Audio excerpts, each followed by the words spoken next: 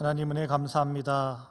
오늘도 하루의 귀한 첫 시간을 하나님께 예배로 올려드리게 하시고 또 우리의 간구를 하나님께 올려드리게 하시니 감사합니다.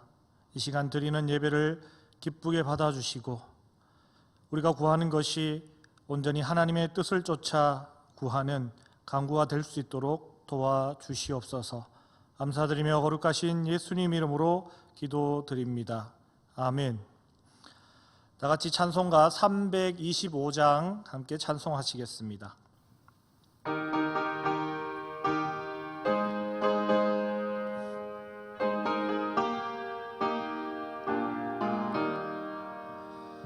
예수가 함께 계시니 시험이 오나 겁없네.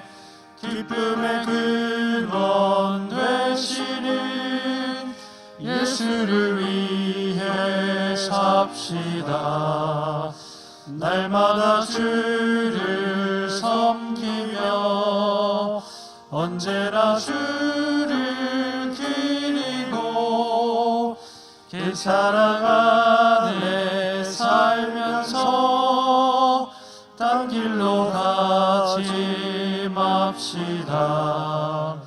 이 세상 사는 동안에 주 이름 전파하면서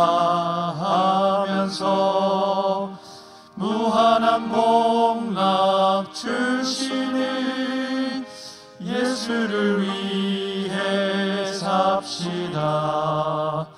날마다 주를 섬기며 언제나 주를 기리고 그 사랑 안에 살면서 딴 길로 가지 맙시다.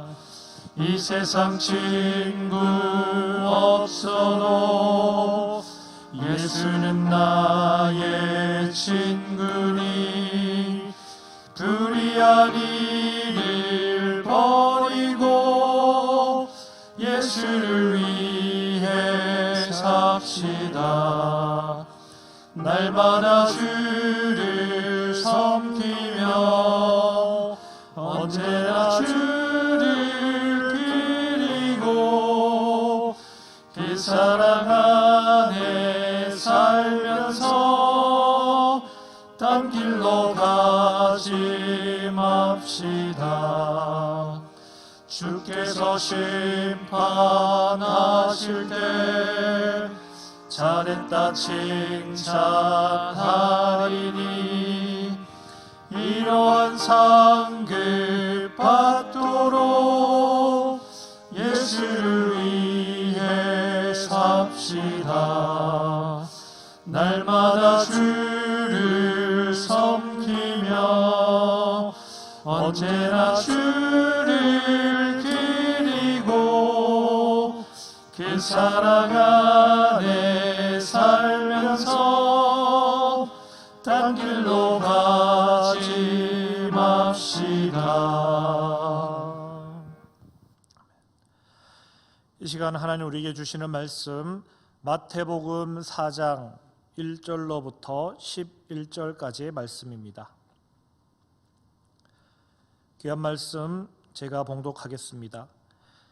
그때 예수께서 성령에게 이끌려 마귀에게 시험을 받으러 광야로 가사 40일을 밤낮으로 금식하신 후에 줄이신지라. 시험하는 자가 예수께 나와서 이르되 네가 만일 하나님의 아들이거든 명하여 이 돌들로 떡덩이가 되게 하라. 예수께서 대답하여 이르시되 기록되었으되 사람이 떡으로만 살 것이 아니요 하나님의 입으로부터 나오는 모든 말씀으로 살 것이라 하였느니라 하시니 이에 마귀가 예수를 거룩한 성으로 데려다가 성전 꼭대기에 세우고 이르되 네가 만일 하나님의 아들이거든 뛰어내리라. 기록되었으되 그가 너를 위하여 그의 사자들을 명하시리니 그들이 손으로 너를 받들어 발이 돌에 부딪히지 않게 하리로다 하였느니라. 예수께서 이르시되 또 기록되었으되 주 너의 하나님을 시험하지 말라 하였느니라 하시니 마귀가 또 그를 데리고 지극히 높은 산으로 가서 천하 만국과 그 영광을 보여 이르되 만일 내게 엎드려 경배하면 이 모든 것을 내게 주리라. 이에 예수께서 말씀하시되 사탄아 물러가라. 기록되었으되 주 너의 하나님께 경배하고 다만 그를 섬기라 하였느니라. 이에 마귀는 예수를 떠나고 천사들이 나와서 수종드니라. 아멘. 이 시간 참된 하나님의 아들이라는 제목으로 함께 말씀을 나누고자 합니다. 오늘 우리가 함께 읽은 말씀은 우리에게 너무나도 익숙한 말씀입니다. 바로 예수님께서 공생애를 시작하시기 전 광야로 나가셔서 40일을 금식하시고 그리고 마귀에게 시험을 받으시는 그러한 내용입니다. 우리가 교회 학교 때부터 친다면 지금까지 수십 번도 더 들었을 그러한 익숙한 말씀일 것입니다. 그러나 본격적인 내용을 다루기 전에 먼저 한 가지 생각했으면 하는 것이 있습니다. 그것은 바로 1절 말씀에 예수께서 성령에게 이끌리셨다라고 기록된 것입니다. 자칫 우리가 오해할 수 있는 것이 예수님을 마귀가 시험한다고 해서 마귀가 뭐 대단한 것이라도 되는 것처럼 그렇게 생각할 수 있을 것입니다. 그러나 오늘 분명 말씀이 기록하길 마귀가 시험하는 그 일 또한 성령께서 주관하시는 일, 즉 하나님 뜻 안에서 이루어지고 있는 일이라는 것을 우리는 먼저 기억해야 하겠습니다. 그렇게 성령께 이끌리신 예수님은 광야로 나가셔서 40일을 금식하시고 그렇게 마귀에게 시험을 당하십니다. 우리는 40이라는 숫자를 생각하면 많은 것을 떠올립니다. 출애굽기 34장 28절에 시내산에서 40일 밤낮을 금식했던 모세를 우리는 떠올릴 수 있고, 또 민수기 13장 25절에 이스라엘 백성들이 가나안 땅을 40일간 정탐했던 그 40일을 기억합니다. 그리고 이스라엘 백성들이 광야 생활 40년을 보내며 또한 하나님께 불순종했던 그러한 모습도 40이라는 숫자와 함께 떠올리게 됩니다. 그랬을 때 이 모든 것들이 별개의 것들이 아니라는 것입니다. 예수님은 모세와 연결되어 있고 또한 예수님은 이스라엘 백성들과 연결되어 있습니다. 예수님은 새로운 모세이며 새롭게 광야의 시험을 통해 이스라엘 백성들을 구원할 수 있을 것인지를 시험을 치르는 것이 바로 이 광야에서 40일간 금식하시고 마귀에게 시험을 받으시는 내용이라는 것입니다. 신명기 8장 5절에 의하면 원래 하나님의 아들은 이스라엘 백성들이었습니다. 이스라엘 백성들을 일컬어 하나님의 아들이라 그렇게 말합니다. 그러나 그들은 광야에서 하나님께 불순종함으로 말미암아 실패한 하나님의 아들들이었습니다. 그러나 예수님은 하나님의 참 아들로서 시험에 임하고 계십니다. 결국 모든 시험을 이기신다라는 것을 우리는 잘 알고 있습니다. 따라서 예수님의 승리는 하나님의 참 아들로서 이스라엘 백성들을 구원하실 수 있다라는, 이스라엘 백성들을 구원의 길로 이끌 수 있다라는 것을 증명하는 것이 되는 것입니다. 이제 구체적인 시험의 내용을 살펴보면 그 첫 번째 시험이 바로 40일간 금식하신 예수님에게 돌로 떡덩이를 만들라 하는 그런 시험이었습니다. 광야에서의 40일 금식은 성령께 이끌려 하나님의 뜻을 쫓아 행해졌던 금식이었습니다. 그런데 돌로 떡을 만들어 먹으라고 하는 것은 하나님의 뜻을 따르지 말고 지금 가장 필요한 생존의 문제를 해결하라는 그러한 마귀의 유혹인 것입니다. 즉 자신의 생존을 위해서 하나님의 말씀을 무시하고 자신의 생존을 위해 하나님의 말씀을 무시하라는 그러한 유혹이 바로 첫 번째 시험인 것입니다.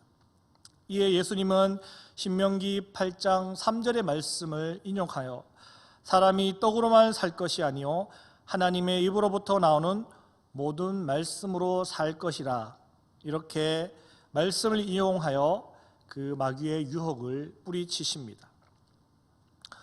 우리가 우리의 생존에 있어서 가장 우선시해야 할 것은 하나님의 말씀에 순종하는 것이라는 것을 우리는 기억해야 하겠습니다. 광야에서도 하나님은 그 백성을 만나와 메추라기로 먹이셨던 분이십니다. 그 누구도 해결할 수 없는 그 문제를 하나님께서는 해결해 주셨습니다. 우리 앞에 당한 그 어떤 문제, 그 크고 부담되고 어려운 문제, 우리가 아무리 해결하려고 발버둥 친다 할지라도 그것을 해결할 수 있는 분은 전적으로 하나님밖에 없다라는 것을 우리는 기억하고 온전히 그 문제 앞에 하나님의 말씀에 순종하며 하나님의 뜻에 우리의 모든 것을 맡길 수 있어야 한다는 것을 기억해야 하겠습니다. 두 번째로는 마귀가 예수님을 성전 꼭대기에 세우고 거기에서 뛰어내리라 그렇게 시험하고 있습니다. 그러면서 시편 91편의 말씀을 인용하여 하나님께서 보호해 주실 것이다 그렇게 유혹하고 있습니다. 마귀의 유혹은 말씀에 근거한 것이기 때문에 어떻게 보면 상당히 타당해 보입니다. 그러나 마귀는 여기에서 엄청난 오류를 범하고 있다는 것입니다. 예수님이 지금은 하나님의 보호 아래 있지 않다 하는 것을 전제하고 있다는 것이죠. 그러나 이미 예수님은 하나님의 보호 아래에 이미 놓여져 있기 때문에 하나님의 다른 보호를 끌어낼 필요가 전혀 없으셨습니다. 이것은 하나님께서 함께 하고 계시는가 아닌가를 바로 시험하는 것입니다. 이스라엘 백성들은 광야에서 늘 하나님께서 자신들과 함께 하시지 않는다고 불평불만하였습니다.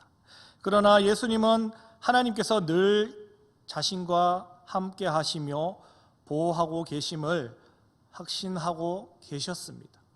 그렇기 때문에 결코 하나님을 시험할 필요가 없는 것이었죠. 그래서 예수님은 신명기 6장 16절 말씀을 인용하여 주 너의 하나님을 시험하지 말라는 그러한 말씀으로 역시 마귀의 유혹을 물리치십니다. 이어서 또 마귀는 지극히 높은 곳에 예수님을 데리고 가서 자신에게 절하면 이 천하 만국을 주겠다라고 그렇게 유혹합니다. 이것은 마치 하나님께서 모세를 비스가 산에 데리고 올라가셔서 이 땅을 이스라엘 백성들에게 주시겠다고 말씀하시는 모습을 우리로 하여금 떠올리게 합니다. 하나님은 당연히 그렇게 하실 수 있는 분이십니다. 왜냐하면 이 세상 모든 것이 하나님의 것이기 때문에 그렇습니다. 우리는 자칫 마귀가 공중권세에 잡은 자라고 해서 이 땅의 모든 것을 좌지우지할 수 있는 그런 권한을 마귀가 가졌다고 생각하기 쉬운데 절대적으로 그렇지 않습니다. 그렇게 보일 때가 있고 그렇게 생각될 때가 있는 것이지 이 세상은 절대적으로 하나님의 통치 가운데 있다는 것을 우리는 기억해야 합니다. 마귀는 원래 하나님인 척 너무나도 잘하는 그런 존재입니다. 예전에도 말씀드렸지만 하나님께서 선악과를 따먹으면 반드시 죽는다라고 말씀하셨음에도 불구하고 마귀는 결코 죽지 않는다 그렇게 말하며 자신이 하나님인 양 진리의 말씀을 왜곡했던 것을 기억합니다. 여기서도 마찬가지입니다. 자기가 아무리 하나님인 척 하여도 예수님은 신명기 6장 13절 말씀으로 주 너의 하나님께 경배하고 다만 그를 섬기라는 말씀으로 마귀의 유혹을 뿌리치게 됩니다. 이스라엘 백성은 하나님의 아들이었지만 광야에서 불순종하였습니다. 그러나 예수님은 광야의 시험을 말씀으로 이기셨습니다. 또 하나님께만 순종하고 하나님만을 섬김으로 시험을 이겨내시고 진정한 하나님의 아들이심을 증명해 내셨습니다. 그리하여 예수님은 진정 이스라엘 백성들을 구원할 수 있는 자라는 그러한 확증을 이 광야의 시험을 통해 증명해 내신 것입니다. 오늘 살아가는 우리들도 예수님을 쫓고 예수님을 따르는 우리 모두가 하나님의 아들들입니다. 이름뿐이 아닌 진정한 하나님의 아들들이 되기 위해서는 우리도 예수님께서 그러셨던 것처럼 하나님의 말씀에 순종할 수 있어야겠습니다. 그리고 하나님만을 의지하고 하나님만을 섬기며 하나님만을 따르는 그러한 삶을 살아갈 수 있어야겠습니다. 오늘 하루 귀하고 복된 하루를 하나님께서 우리에게 주셨는데 이 하루를 주심도 하나님의 아들들답게 살아가라고 우리에게 주셨다라는 것을 기억하시고 온전히 하나님 말씀에 순종하시며 하나님만 섬기시는 귀하고 복된 삶을 누리시는 여러분들 다 되시길 주님의 이름으로 축복합니다. 기도하겠습니다. 하나님 감사합니다. 오늘도 귀하고 복된 삶을 주셨습니다. 우리가 누구인지 생각하게 하시고 우리가 살아가는 이곳이 어떤 곳인지를 생각하게 하옵소서.